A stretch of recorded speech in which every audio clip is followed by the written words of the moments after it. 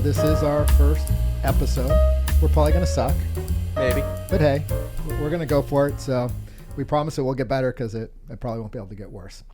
But before we jump into our first course, I thought I'd give you guys a little background on what we're doing and why we're doing it and how we set out to do that. So I'm Todd. This is my buddy Ken. We've been friends for 25 plus years. And, recently, I stopped working kind of, and we're empty nesters, me and my wife, and we were talking about, hey, the kids are gone. What are we going to do now? You date, you do a lot of things together, you have kids, all hell breaks loose. And then when the kids leave, you kind of look at each other and say, hey, who are you? And what are we going to do now? So you kind of have to find some common bonds to go after.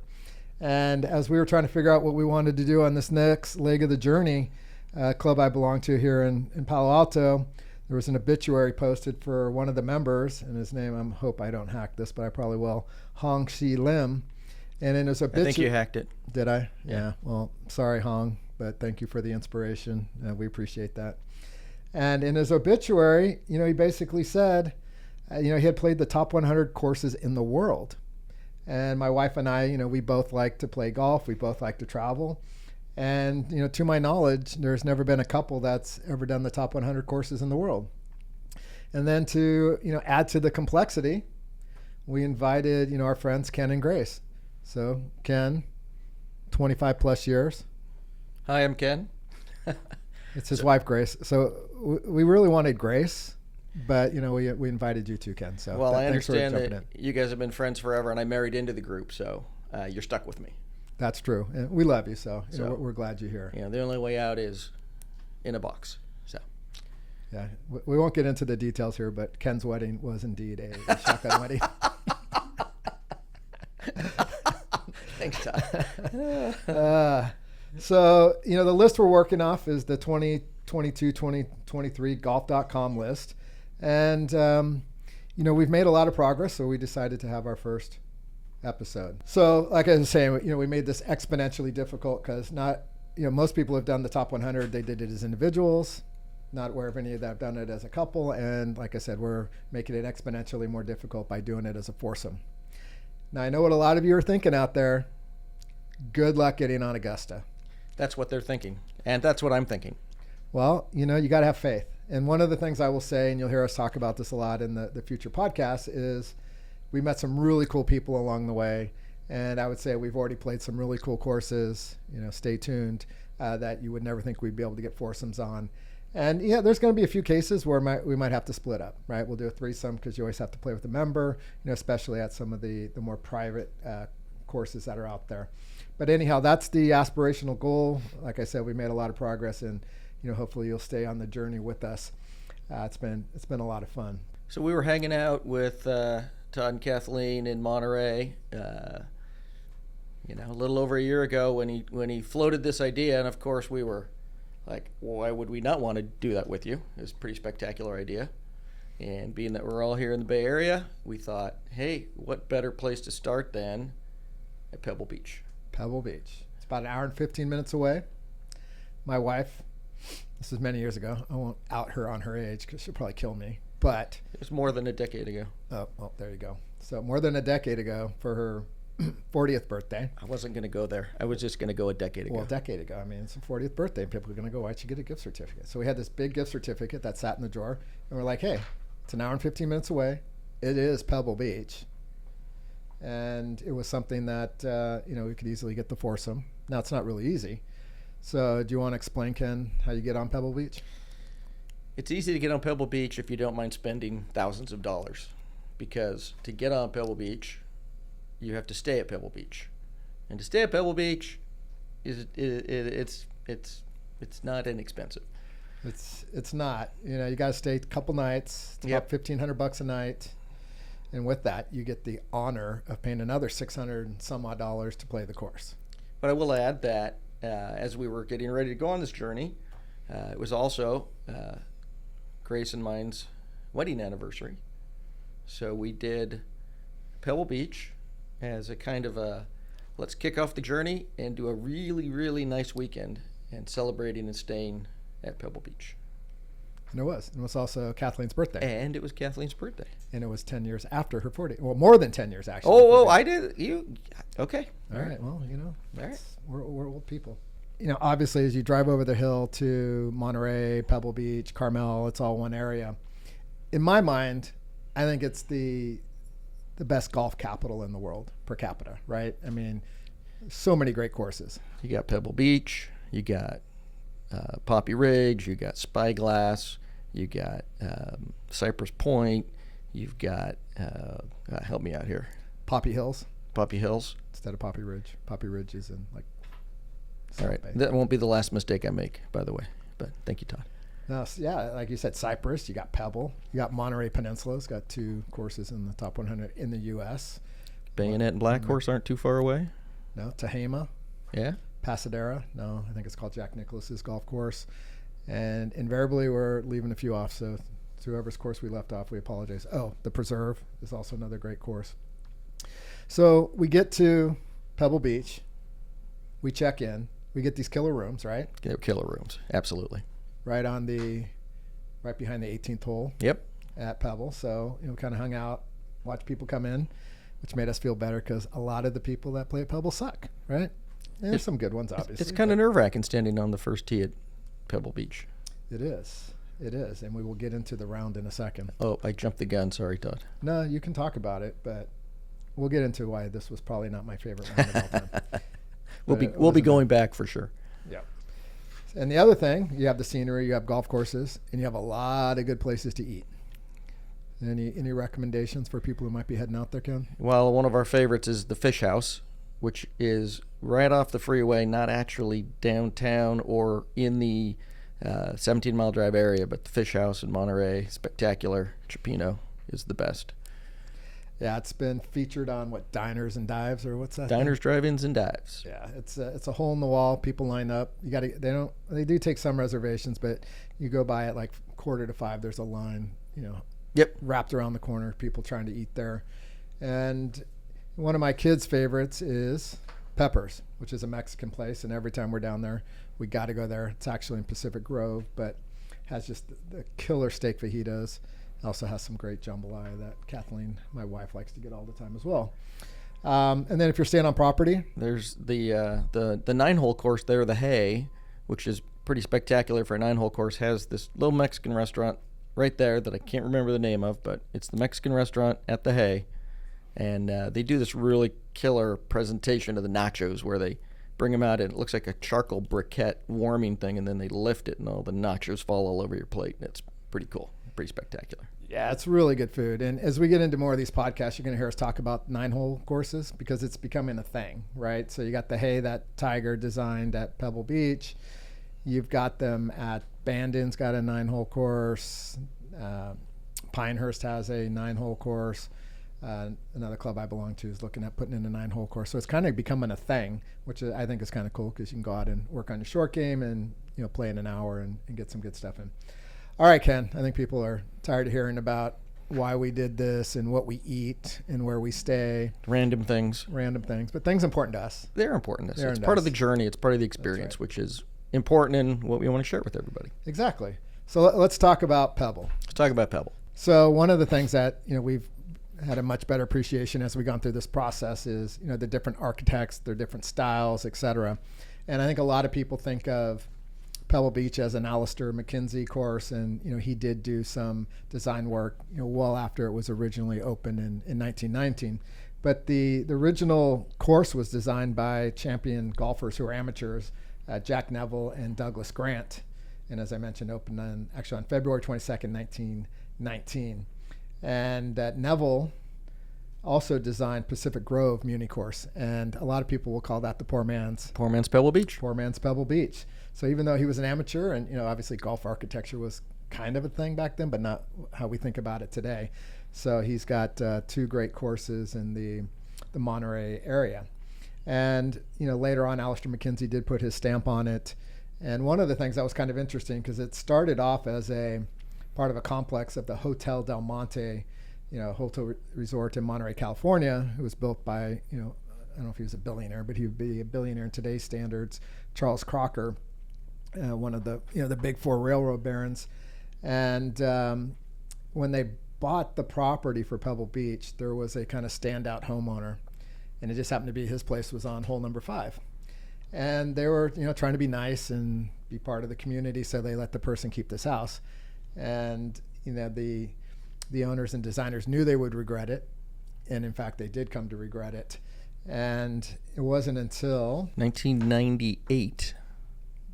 In 1998, when after Jack Nicklaus got involved and they unveiled the first new golf hole in 70 years, the original concept for the 5th hole. When you look at Pebble Beach, and I guess maybe now's a good time to talk about the round. Okay. So just in my defense, because this is going to be ugly for me, this is probably the worst round I've played in 5 years. I was sick as a dog. I thought I had COVID, but I didn't. You didn't, thank God. Which is good. Because we were sharing a cart. We were sharing a cart. No, we weren't sharing a cart. So one thing that, advice for people going out to play Pebble Beach, do not get a cart. We thought we were being nice to the caddies, so we got one golf cart and 2 caddies, thinking that, we could drive the cart and they could carry the bags. But what happens is Pebble Beach is golf cart path only. And so our poor caddy was running back and forth from the golf cart to me or Todd or Grace or Kathleen, and it actually made their job twice as hard. So just get the caddies, walk the course. You'll enjoy it. Yeah, that's a great point. And one of the best things at Pebble Beach is when you stripe one down the middle of the fairway, which I didn't do very much that day. But not at all. Yeah, well, we'll get into that too. But when you stripe it, unless you're sick like me, you hand it to your caddy, you walk down the middle of the fairway. It's kind of a glorious experience. It is spectacular. So speaking of caddies, you'll hear this as we go on, but my caddy sucked. He was terrible. We have played, we're on 17 or 18 into our journey now. We've usually been with a caddy. Prior to this journey, I think I played with a caddy twice in my life. I can honestly say this was the worst caddy in the history of caddying. And Todd got to enjoy his company. Yeah, it was bad. It's one of those days, you go up to the driving range and you can't hit a single thing correct. And I had been lucky enough to play Pebble before, but it was Ken and Grace's first time. First time. So I wanted to make it good for them.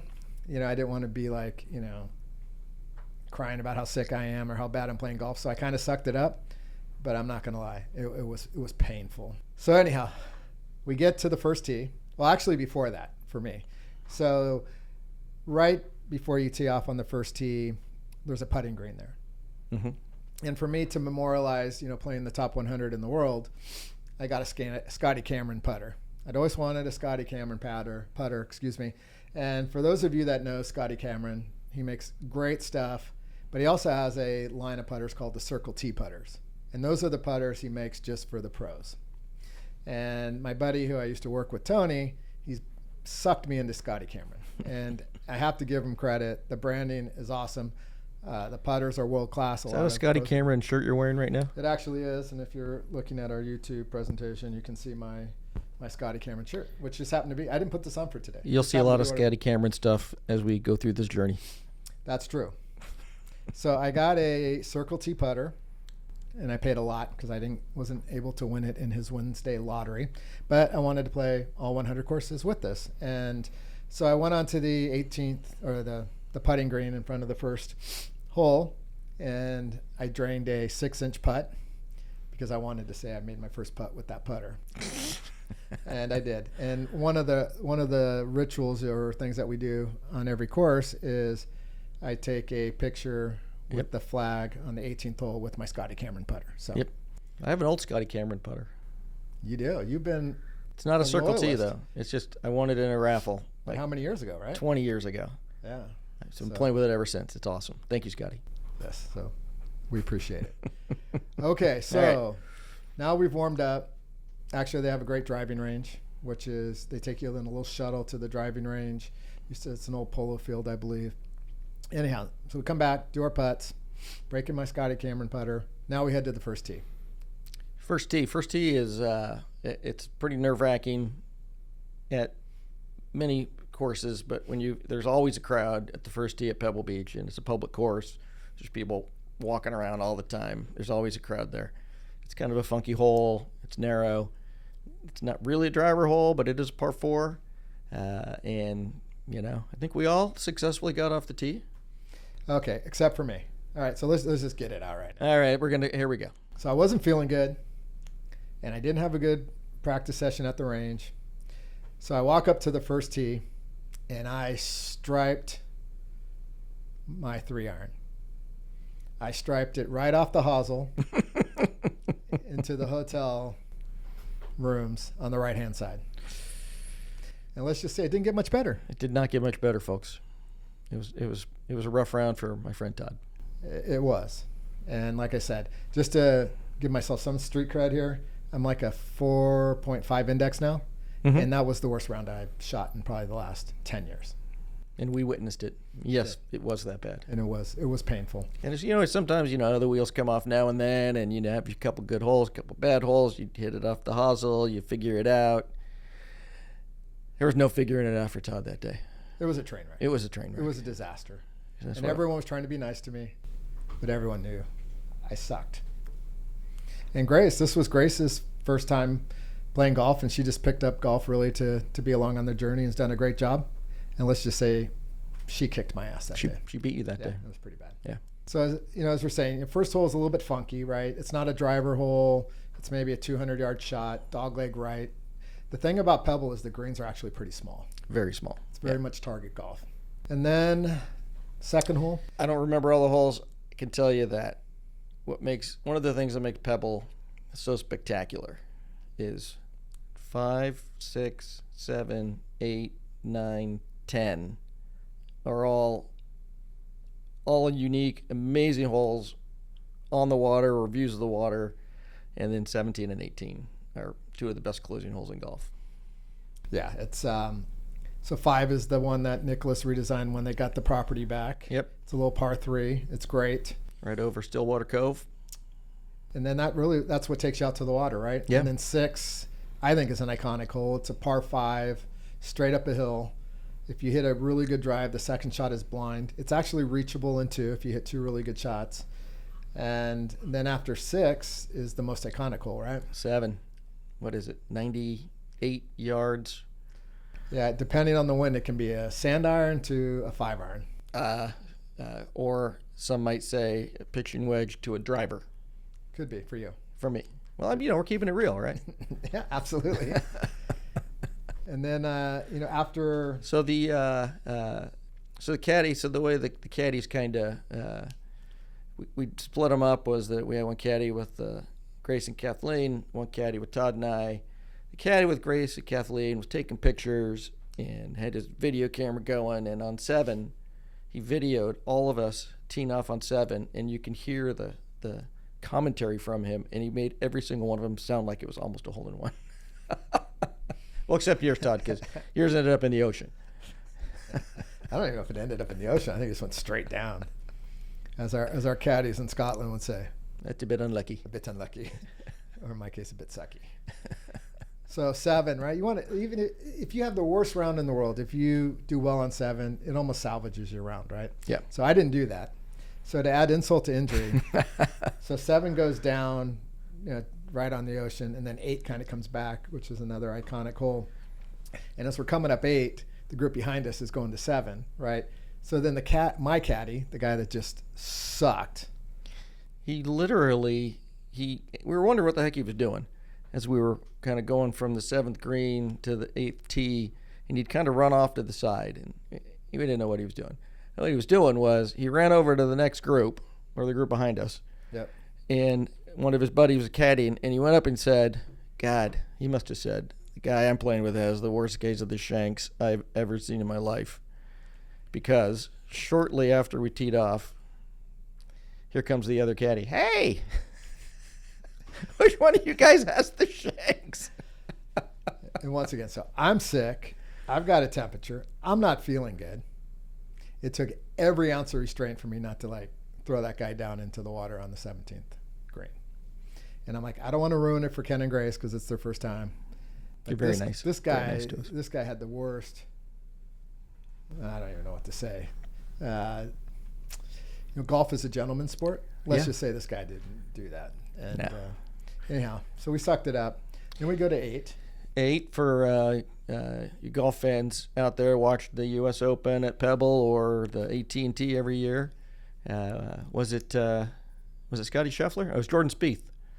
Yeah, it was Jordan Spieth. There was a shot a couple years ago where Jordan Spieth, on 8, you hit up the hill, and then there's a cliff, and then you hit down to the green.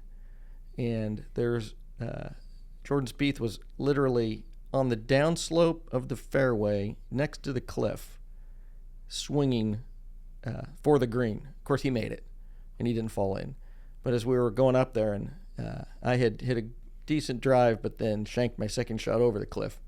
So I walked up to the edge, and he goes, "That's exactly the same spot that Jordan Spieth took his shot from." Yeah, and if you look over this cliff, I mean, it's daunting. If you have vertigo, I mean, it's like, whoa. If you fall down, you're probably going to die. Probably. And I think Spieth is on record as saying that was the stupidest thing I've ever done. I think he did say that. And I think he probably would have been stupid, especially if he fell over it, right? Yeah. So, 8 kind of has a shot over the cliffs, iconic shot. I think Jack Nicklaus has said it's his favorite shot in golf, if I'm not incorrect. And then 9, 10 go down the water, also really kind of iconic holes. And then you kind of start working your way, up the back. Some really good holes, but for me it gets really interesting on 17 and 18. Yeah. And the other interesting thing for us and for people that are going out there, you might appreciate this. It was in early April. You've got to book months ahead of time. We booked a 2:30 tee time, if I remember the time right, and they guaranteed us that we would finish. At 17, it was almost dark, and the marshal came up and he was kind of like, "Hey, you guys got to pick it up because we promised the 2 groups behind you that we guaranteed they would finish also." Well, we were like, "Well, then tell your stupid crappy caddy to pay attention, and we might be able to play a little bit faster." Yeah, I mean, I know we're bagging on the caddy, but he really was that bad. He was just like this crusty old guy, hadn't taken a shower in weeks. And I would tell you his name, but I'll be the gentleman. I'm going to take the higher road here. But what we've learned, like I mentioned earlier, is there's some caddies that are great and some that are mediocre, and it really does make a big difference. It does. And you just assume that you're paying this money and you're going to have a good caddy, right? Yeah. But don't make that assumption. So now I always ask a couple questions. I'm not being a jerk about it, but it really does make a difference. And some of these caddies at some of these other clubs, maybe they're brand new, they can't read the greens, they're just here to carry your bag. So there's really different degrees of levels of caddies. So 17 is a long par 3 to a small green, again surrounded with bunkers, completely surrounded. And that takes you right back out to the water. And then 18, closing hole, par 5, Pacific Ocean on your left. It's just a spectacular finishing hole with the resort, ahead of you at the behind and around the green. It's a spectacular hole. So hole number 17, in my opinion, is actually also one of the iconic holes. You step up to the tee box. It looks right over the ocean. Stillwater Cove is right there. And it's actually, the place of one of the most famous shots at Pebble Beach. Ever. So in the 1982 U.S. Open, final round on Sunday, Tom Watson and Jack Nicklaus walk up to the 17th hole. They're tied. And I'm sure many of you have seen the shot, but Tom Watson, hits a shot and goes into the rough. And, similar to Babe Ruth and his called shot, and with Babe Ruth, we don't know if it's true or not, right? Did he actually call it? Was he pointing to something shiny in the outfield? Was he, reacting to the Cubs players who were heckling him? In the outfield. That's what I've heard. Okay. All right, we're going to look that up for you guys and get back to you because I think it's true. And I know I think it was the Cubs who were heckling him. But anyhow. Okay. If I'm right, you guys will hear about it in a future podcast. If I'm wrong, you won't hear about it because we'll just let it go. So anyhow, so Watson looks at his caddy and he goes, "I'm going to drain this. I'm going to chip this in." And it was a really hard shot. And, long story short, he chips it in. Chips it in. And he wins the U.S. Open. He beats Jack Nicklaus, who, by all accounts, is the best golfer ever. The GOAT of golf. The GOAT. Tiger, I think, could have caught him, but, it's not likely to happen at this point. But I think Jack Nicklaus is the GOAT. Didn't Jack Nicklaus say that the only thing that could derail Tiger Woods from breaking his records was a bad back or a bad marriage? Yeah. 2 for 2 right there. He did have 2 of them. Yeah. Well, I do remember that, actually, kind of going off on a little tangent here. But when Tiger was young, they always said it because he had so much torque in his swing. They're like, man, I don't know how long he's going to be able to keep that up. And, that, a marriage, and a few car crashes. But I love Tiger. I love watching him. I wish he was still in the hunt. And me too. I kind of view him as the Michael Jordan of golf, right? He really put it on the map. And if you look at viewership numbers, if Tiger's playing, everyone's watching. And it doesn't matter who's in first. The first question always is, where's Tiger? Where's Tiger? How's he doing? I have a funny Tiger story. Should I tell my Tiger story? Absolutely. Okay. So as you all know, Tiger went to Stanford. And, I had gone to the Stanford shopping center to get my wife, Kathleen, something for a present for her birthday. It wasn't her gift certificate. It was actually many years before the gift certificate. Anyhow, so I go to Stanford Shopping Center. I'm driving back down El Camino, and I was at Jack in the Box. So, yeah. Hey. Bad me. I was eating some crappy food, but I love monster tacos. So, anyhow, I'm at Jack in the Box. I'm eating my 2 monster tacos. They didn't have Not back monster drinks back then. No. But they'd have Diet Coke. Diet Coke. Which I used to be a big fiend of. And I don't know, you remember the commercials where Larry Bird is doing the basketball thing? He's like, off the side of the building, off the light, Yep. swish. And there was a football one too where the guy's bouncing it all over things. So that was when those commercials were being made. And by the way, they're McDonald's commercials. And I'm in Jack in the Box. And I'm sitting there eating my monster taco. I'm in heaven. I love these tacos, right? And I hear someone talking behind me, and I'm not really trying to listen, but it's kind of interesting. So, caught my ear, so I kept listening.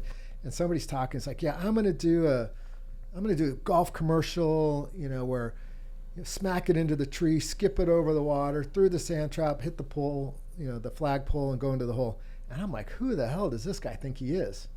And I turn around, and it's Tiger. Eating at Jack in the Box.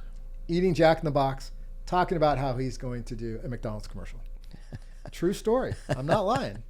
That's a great story. And that commercial never got made. But recently, I think it was a Comcast commercial, did that same kind of theme, right? Yeah.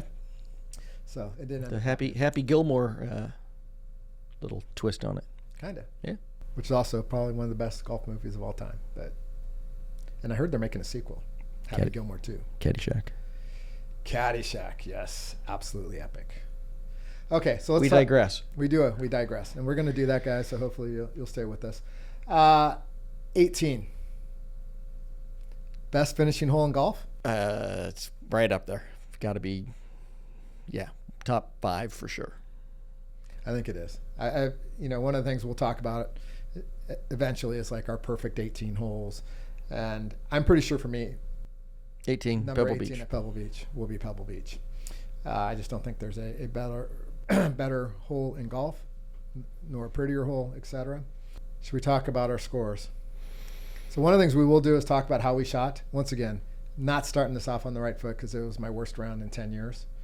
But let's be authentic here. All right. So my scorecard reads 99, and that's because I lied. That was what the scorecard read. Yes. There were lots of eraser marks, scribbles. Yeah, so I'm very religious about my handicap and my index and keeping my score pure. But there was no way I was posting 100. I just refused. I had a shitty enough day already. I was hozzling the ball all fucking day. I'm not posting 100. I'm not. So I shot a 99. I think I was a 102. 102. Okay. So I beat you. You beat me. You did. You cheater. But you were keeping a true score. Mostly. So anyhow. Just talking experiences. We had dinner that night at the tap room at Pebble. Iconic location when you're staying in that area. Thought we left ourselves plenty of time to finish our round, get back to the room, clean up, walk into the tap room so we're not, dirty and sweaty and, golf hat hair and all that fun stuff. And it was dark. We had 5 minutes to get to our dinner reservation. We had swapped out our clubs from our bags into their special caddy carrying bags. So Todd and Kathleen had to go up, find their golf bags, while Grace and I went into the restaurant and hopefully didn't miss our reservation. And somebody very politely told me, sir, take off your hat. That is true. It's true. One of the things we do, so I like my monsters, once again, for the camera. And Ken is a beer aficionado. I do like a good beer. So as we've traveled across the world now, Yes. with some of these things, spoiler alert, we have done a bunch of international trips. Ken likes to get local beers and kind of critique them. I do. And what did you have at the tap room, Ken? I think I had an old-fashioned.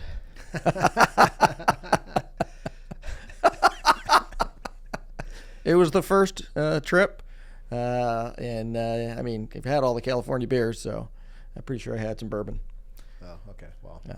But Ken will be talking about we his will be beers getting in into the beer future episodes. And one of the things we're going to do as we play one more course and as we do the podcast, we're going to rank them. Yes. So right now there's not a lot to rank. Pebble Beach is number one. Pebble Beach is number one for the time being. But I will tell you, as we've look at the courses, all the courses we played so far, Pebble Beach is probably number 6 or 7 for me right now. And it is a great course. Yeah. And we've played like a 17-ish, 17, 16, 17, 18, something like that. Yeah, it's falling out of the top 5. And that's only crazy. Yeah. On the list, official list, Pebble Beach, I believe, is number 14. I believe that's correct. Yes. So. But once we finished 18, I took my first picture with my brand new Scotty Cameron Circle T putter. In the dark. In the dark. There's a little light that hangs over 18. And actually, when I had gone to Pebble Beach before, several years before, we had a similar room that was on the 18th green, and there's a light that shines over the 18th green at night, and we were drinking, and it was like 2:00 in the morning. Shocker.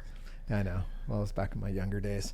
And so I had the stupid idea. I thought it was a great idea at the time. But I grabbed my sand wedge and my putter and 3 balls. And I started chipping and putting on 18 at 2:00 in the morning. In about 10 minutes, I was met by the security guards. At least it wasn't the sheriff. No, it was not the sheriff, and they weren't impressed. Let's just say that. But we didn't get kicked out, thank God. But they were pissed. So don't do that. If you're drunk, don't go on the 18th green and start putting and chipping at 2:00 in the morning. They don't look favorably on that. At Pebble Beach. At Pebble Beach. Pacific Grove might be okay. It might be. Okay. Just throw it out there. And then, so thank you guys for sticking with us to our first podcast. I do promise they will get better, but hey, you got to start somewhere. Yeah. And it's actually, this whole process is a lot of fun. So thank you for listening today. And our next course, our next podcast is? Our next podcast, our second course we played was a course called Ballyneal in Holyoke, Colorado, out in the middle of freaking nowhere. Yep. But it was an event. It was a good trip. Played a little tournament out there, Chop Hills Classic, and don't be a dick. Don't be a dick. You'll understand that when we do the episode. Oh, and awesome since forever. Oh, that's the cat. That's the cat. All right, we'll talk about the cat too. All right.